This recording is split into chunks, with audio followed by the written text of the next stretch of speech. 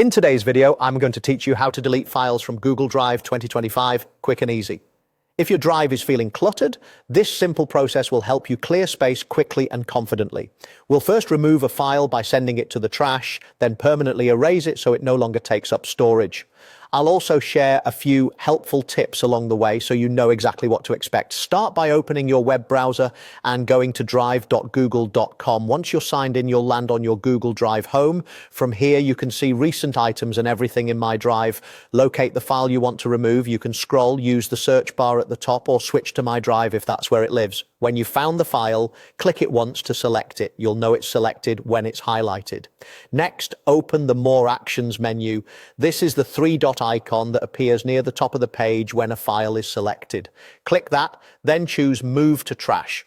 Google Drive will remove the file from its original location and place it in the trash. At this point, it isn't gone forever. This is a safety net. If you change your mind, you can still restore it. Keep in mind that items left in trash are typically deleted automatically after a period of time, so it's a good habit to review trash if you want things gone immediately.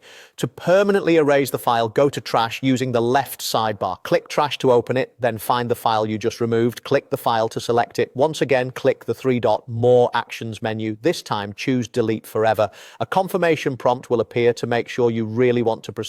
Click Delete Forever again to confirm. After this, the file is permanently deleted and can't be recovered, and the storage space it used is freed up. A few quick tips before we wrap up. If you're working with shared files, deleting a file you own can remove access for collaborators, so double-check ownership if the file is shared.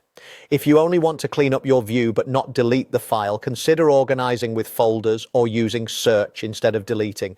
And if you accidentally moved the wrong file to trash, you can open trash and use restore to put it back before you permanently delete it. That's it, quick and easy. Thanks for watching and happy organizing.